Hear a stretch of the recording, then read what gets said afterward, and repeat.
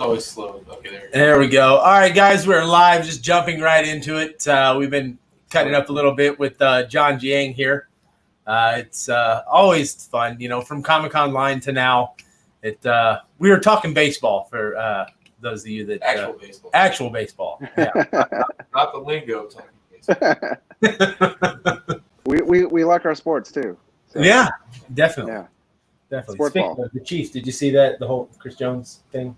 I mean, the MJ doc came on Netflix yesterday, so that's all. I'm so watching that. So I didn't get to see it. So good. Like he'd go home, like we'd work like around the clock 7 days a week, and he'd go home early on Sundays so he could watch it. I get to take 10 hours off of my DVR now. So. Cutting down for some MJ. I can feel that. I can feel that. Well, he is the Phil Jackson of comics, so it works. That's true. This is true. This is true. the Zen master of comics. He is. I try. So hey everybody, how's it going? So I guess it's been a while since I've been on a Creators Corner interview. Greg's been kind of manning the fort for a little bit. You have, man. You've been running the show all by himself. I guess we'll kind of get started. So are you saying this is a special privilege? Like, no, this is me slacking off kind of thing, and actually jumping back into it. Helping Greg out finally. Okay, gotcha. What? I guess let's start. Where did you first? I guess notice you had a little bit of talent, I guess, in art. Where did you kind of decide, man, I'm kind of good at this. I want to do more of this stuff. The funny thing is that I started off, I think I've listened to a few of the artist journeys and things like that. And it's not too unfamiliar, but at the same time, we all have our, very sort of like unique paths and everything like that. But I went to school and I went to art school. Being an Asian kid going to art school, that was like, I was almost like divorced from my family at that point in time, but they decided to support me a little bit. But it was also me, again, that sort of like Asian side of me coming out, and I, no offense to anybody when I say these things, I'm only offending myself here, but anyways, I also wanted to do something that was in art and creativity, because I knew I loved it as a kid. I was always kind of like drawn to it. Whether I was good at it or not, I don't know. But I knew that I didn't want to have a job that was going to be, I guess, an accountant or, very honorable jobs too, like being a doctor or something. I knew I just wasn't built like that. So I decided I'm going to go to art school. And when I decided to go to art school, it was like, do I go for it and actually become like an artist, or do I do something like a lot of us do, which is going to make some degree of money, which is graphic design, right? So I jumped into graphic design, and I did lots of layouts. I designed all of the sort of like did typography, color theory, but I went to an art school that also, I knew that I wanted to have all the other stuff too. So I was always taking like life drawing, and I was always doing like again, stuff that even though it was color theory and typography, I was always trying to apply it to like, my art and doing stuff that was geek related and everything like that. Like one of the things was do a graphic design, a packaging job, and I did a blister pack, but of course it was like Super Patriot and all this other stuff, right? And if any way I could find a way to like do a drawing and get it onto like a packaging gig or something, like a packaging job, I was going to do it. Like that's what I did. So I always had that in the background. And I know we only have like half an hour and I could go on and on, but essentially I then became like a graphic designer, art director and things like that. I was working in where I grew up in the Midwest for a little while. But then I decided what I really want to do was get into like, I wanted to land a gig at like Lucasfilm or Pixar or something like that. And that they didn't have offices in Michigan. So I had to move. So I moved out to California, and again, it was a struggle because I think, once you come out here, you're like, wow, there's some really talented people and there's a lot of them out here. Do you know what I mean? So I was like, okay, well, I know I can do graphic design, and so then I became I became a graphic designer, concept art director for Silicon Valley companies. I was working at like Adobe and eBay, and all those sorts of things as you know doing interface design, and it was great. It was a lot of like long hours, but it was good pay. It's Silicon Valley pay. Do you know what I mean? But I always knew I, again, had that desire to do this stuff in the back of my mind. So I was always working on that stuff still, in my spare time, nights and weekends. And then at one point in time, I was like, and I was kind of rocketing up the sort of like trajectory of, you know, art director and everything like that. But I was like, but this isn't still to some degree what I came out to California for. And so I left all that, and then I started freelancing, and I started doing more concept art on my own and doing concept art for like smaller things, and then also jumping on like independent comic book covers and whatever I could just get my hands on to just be illustrating and working on art. And then I was going to a convention, and I started doing cons too, which opened up a whole another world to me. And I was like, whoa, like what, like now I can actually, make some degree of money and selling it to people who are, it's like focused, saccharine nerd sugar. Do you know what I mean? Like at a convention, do you know what I mean? Yeah. Distilled down. And I was like, this is amazing. And I was like, these are my people. Do you know what I mean? And, and I was doing that, but I still loved the idea of maybe working in film. And so I was at a really, really crappy convention out in Oakland, and I was about to pack it up. It was like literally, like I could count on two hands the amount of people that came by the booth and everything like that. It was just poorly marketed and everything like that. And this is how bad it was, where there's a toy vendor right across from us, which are the artist alley, like just a few smattering of tables and everything like that. But a couple of guys were looking at the toys, but they kept looking back at my artwork and things like that. And they finally came over, and we were chatting, and they were like, so like, we really dig your art. Like, what do you want to do with this at some point in time? And I was like, well, I'd love to land at a place like Pixar or Lucasfilm and stuff like that. And they're like, we're from Lucasfilm. And so still it sounds a lot like more dramatic than it is, but I was still having coffee with those guys for about a year and a half. I was I live in the San Francisco Bay Area. I was making my way out to the campus and having coffee with folks, and we became really good friends, on a personal level, before an art department opening happened. And they were like, hey, there's this position that's opened up in the art department, but just let you know, it's like bottom of the barrel. It's like the low, it's like, it's a PA position, You're delivering mail.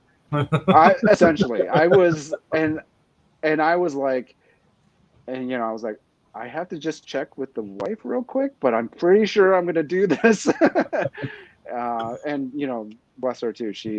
She's put up with a lot, like, so just to enable me to kind of have like my dreams of doing this stuff. And, from there, I started out as a PA at Industrial Light and Magic, a Lucasfilm company. With Industrial Light and Magic, the famous visual effects house for all the Star Wars movies, Indiana Jones, and all those things. And then within a month, I started working on Iron Man, a little bit concepts here or there.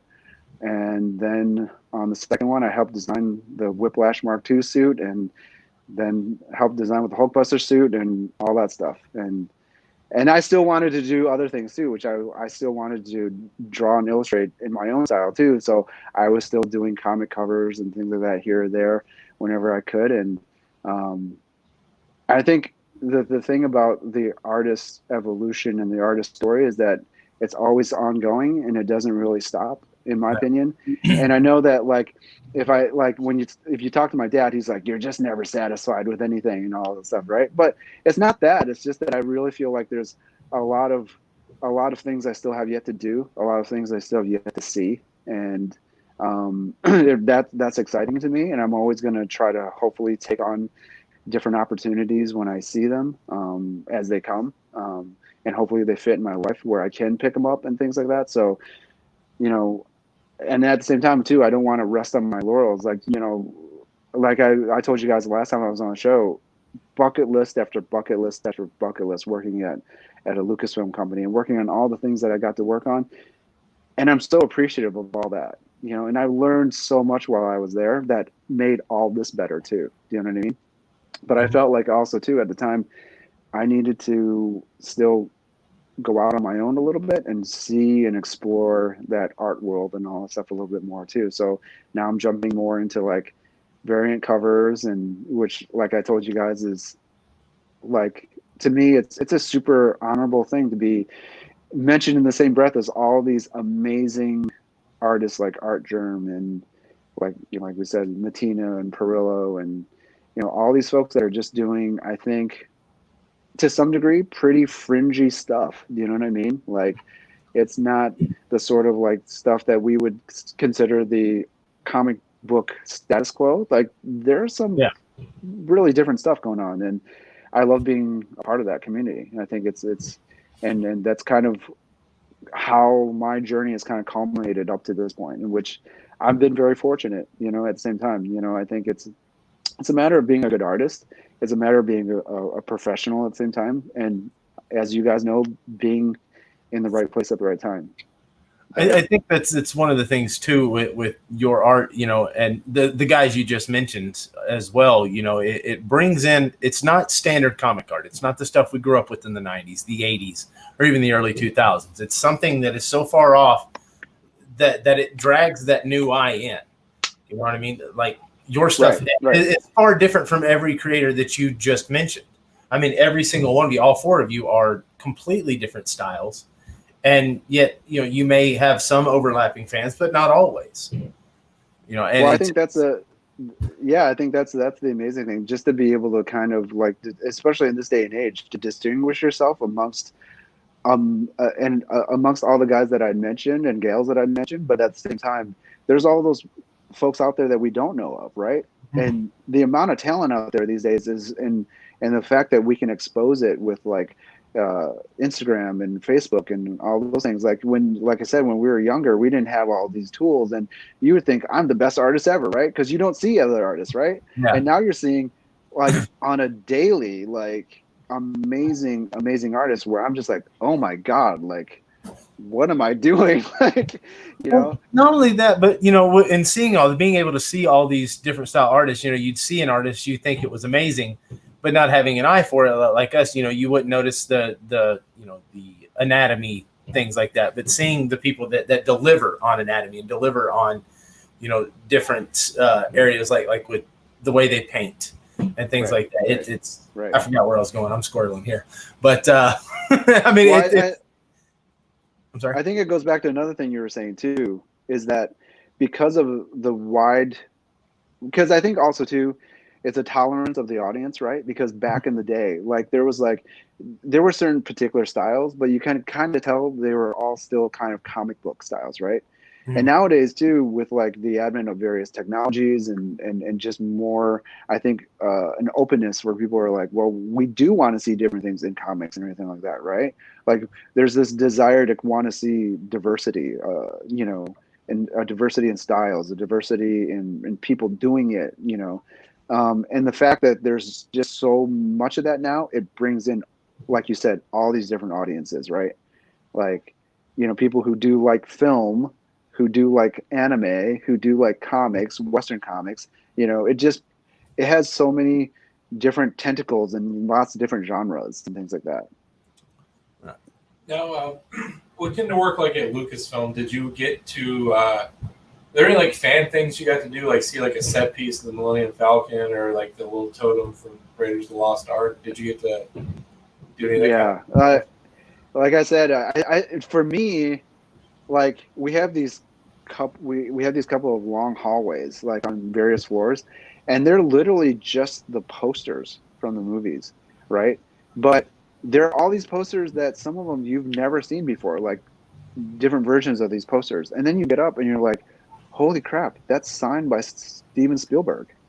Like, holy crap, that's like signed by like, Christopher Nolan and things like that, like, and John Favreau. Like, holy crap, like just that stuff alone was enough to like boggle your mind, right? Where then down in like the main lobby, you have like R2 unit, or you have like the Chalice from like the Raiders of, the Last Crusade and things like that. And you're just like, it literally is like I said, the first couple like weeks I was there, I was just like, okay, you have to try to get some work done.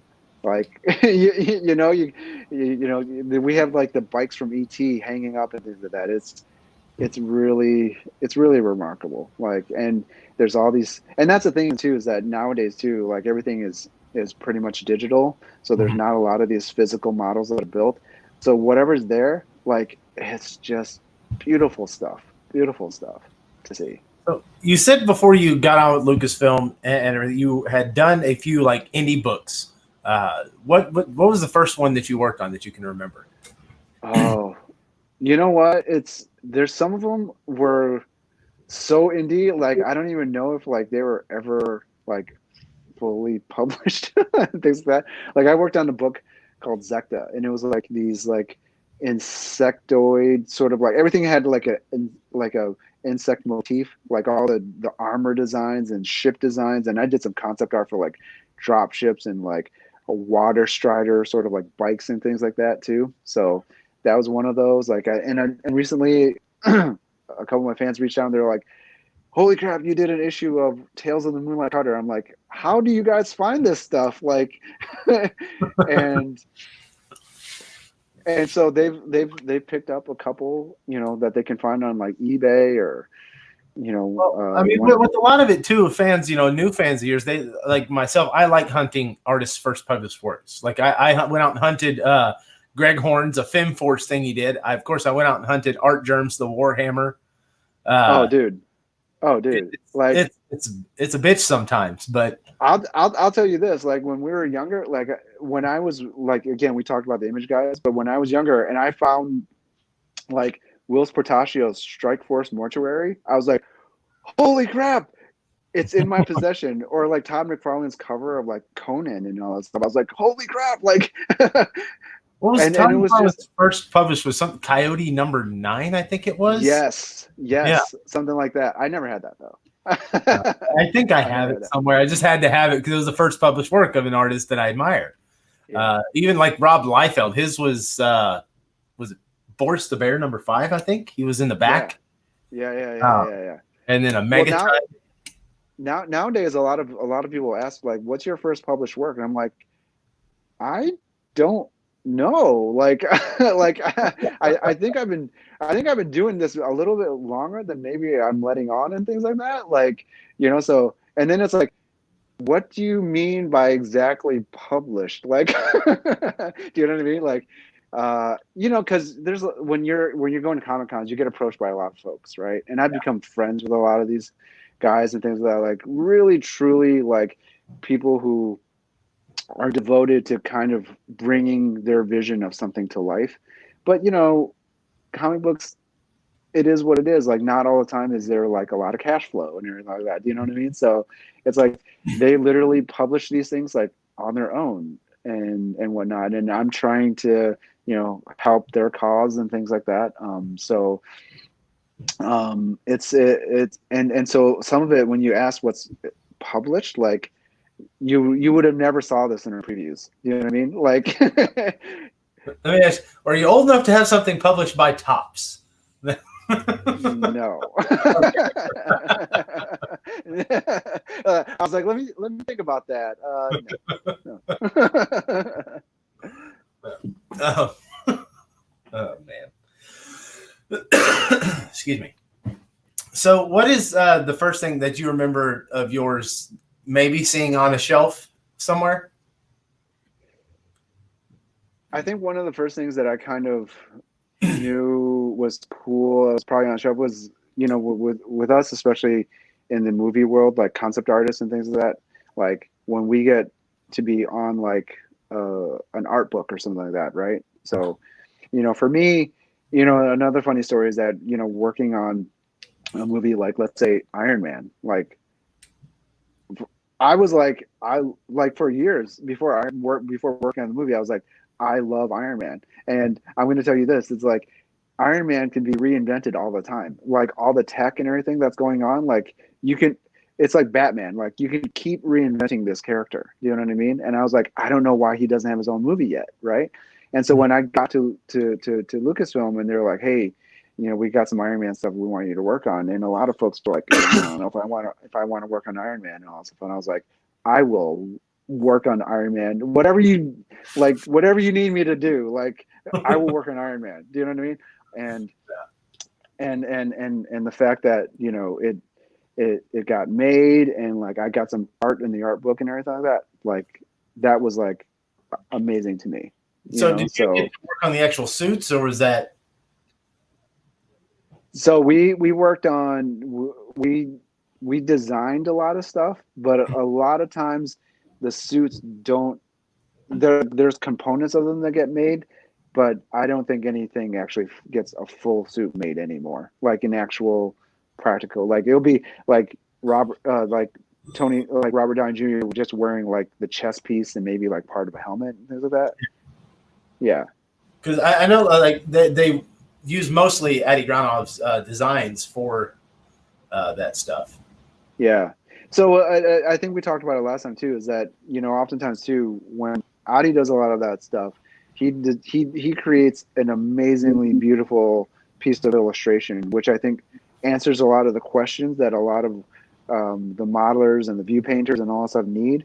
But when you really, really really crystallize it down and boil it down, you find out that there's actually a lot more that they need. Like they need to understand what's in all, like what are the cushions in between the seams there, and then there'll be certain things that are very scene specific too. Like one of the things that I designed was when on top of the final battle with the Ironmonger and the shield opens up in the forearm, and like they're like, but what does that look like? You know what I mean? So I had to create all the sort of like greebly looking sort of stuff that looks kind of cool and that sort of thing too. So because, when they're designing the stuff originally up front, there's not oftentimes a fully fleshed out sort of like script until that happens later. And so when that happens later, then we have to kind of like, and we work on a lot of that sort of like fine tuning of the details, all the sort of like panel lines and all the sort of like gimmicky sort of stuff. And, like for the Hulkbuster, like they're like, so like it's a quick line in the script. Like the Hulkbuster suit grabs onto the Hulk's hand. But in actuality, somebody has to go model that in 3D, and they need to know what that looks like. So they need designers that can design that stuff for them before they actually have to go and, because it's a lot of time and money spent if they don't have a lot of that information up front and stuff. So I don't know if I answered your question, but a lot of the art books I was in for a lot of these movies. Those were cool. Getting to be published a couple times in like Imagine Effects magazines and things like that, and again like a lot of the independent variant stuff. But I think, like I said, I told you, like for me right now currently, one of the biggest breakthroughs was obviously being published by DC Comics for the Deceased covers and things like that. And I owe Comics Elite a lot. I owe Sean a lot to kind of like, he was always, like I said, a big advocate for me. He was always coming around my booth, like I said. And, at the time, like I said, too, I was like, I don't know what you do, Sean, and everything like that. And now I do, obviously. But like, at the time I was like, you sell comics online? Like, I don't get that. There's a whole area of the industry that you kind of got opened up to. Yeah, like literally, it split my brain open. You know what I mean? Like, and the fact that he was like, yeah, and we do covers that don't ever go on the shelves. Like, do you want to do that stuff? And I was like, by the way you're saying, like talking about it, no, that doesn't sound like very appealing at all. Do you know? Do you know what I mean? We wanted to do something, but it's never going to go to a comic shop. But like I said, but then like after a while, I'd be walking around the cons and I'd be like, there'd be like these big banners of like Delato stuff, Art Germ stuff, and I was like, holy crap! Like, what is this movement of art, and where are these guys? And I would look for their stuff, and they wouldn't be on the shelves. Like, not entirely, not all the time. I think more and more they're more prevalent on the mainstream stock and everything like that. But And then I found out it's like this whole subset. It's a variant cover subset. And I was like I said, how do I be a part of that? Like, and then I was like, Sean, yes, whatever you were selling me, I didn't get before, but I want to do it. You know what I mean? And he was really persistent too. Like he brought like I said, the DC editors around to my table and things like that at Emerald City. And, you know, luckily enough, I didn't blow it. So that was good. Yeah. So it was, you have the Justice League Dark cover coming out. Yes. Is it already out? I can't remember if it's already out or not. But so behind your head there, do you have any other covers coming out as we're kind of running close on time here? I want to know if there's anything where people can go find your art, buy your books, anywhere that they need to go to support. Yeah, so definitely check Eastside Comics. They've been a big retailer that I've been working with recently. A lot of the Transformer stuff, a lot of the G.I. Joe stuff. And then another partner that I've been working with a lot and I've really enjoyed is also Big Time Collectibles. I'm working on I'm going to do the entire Ronin miniseries with him and stuff like that. And then a bunch of other. I'm working on Rorschach #1. I'm also, and I can't reveal too much, but a bunch of DC stuff that's coming out with a few other retailers. And then I've also got a whole slew of Star Wars stuff. I literally just wrapped up last night. Nice. That's coming out with various retailers too. So kind of going back a little bit to my old stomping grounds there with, you know, the Lucasfilm stuff. Awesome, man. Well, you know, we appreciate you coming on. Absolutely. Thank you for having me. Yeah, I really want to. I really feel like we barely even kind of touched really a lot of the interesting stuff that we could have talked about. So I'd love to have you on again in the near future to kind of get a part 2 on this. I'm definitely down for being on again. It's literally, you know, and I could go on and on, but it's literally just the tip of the iceberg and stuff like that in terms of, you know, all the stuff that I want to share with everybody. You know, I think everything that we do here, all these things are little adventures that lead up to our bigger sort of like creative art adventures and things like that. So, and I love hearing what you know, all the artists that you guys have on too, and all their different adventures and stories. It's good to know the struggle is real, and we all, you know, can relate. You know what I mean? At the end of the day, you know, in talking with everybody, it's just mostly just kind of keeping your nose down and just grinding and just getting art out there. For sure. All right, man. So what website can they find you at? You can find me at www.orbitalharvest.com. Also my Instagram. If you do a search for my name, John, and the last name is Giang, all my social media pages will come up, Instagram, Facebooks, and, you know, all those good things too. And Justice League Dark does drop this tomorrow, actually. So tomorrow. Nice. It'll be on comic shop shelves tomorrow. So go peel that off your comic shelves. DC hasn't gotten me my comics yet. I'm hoping that they give me. Oh, wow. Oh, no. How dare them? No. I'll call them. No, DC's awesome about getting me comps. They're usually really good about that. Send them about a week early, usually. So, yeah. But thank you very much, guys. Thank you for having me. It's always a pleasure talking to you guys. Love what you guys are doing. All right, bud. Keep it up, man. We'll keep buying your stuff. Thank you very much, guys. Be safe out there, okay, guys? That's everybody else too. All right, guys.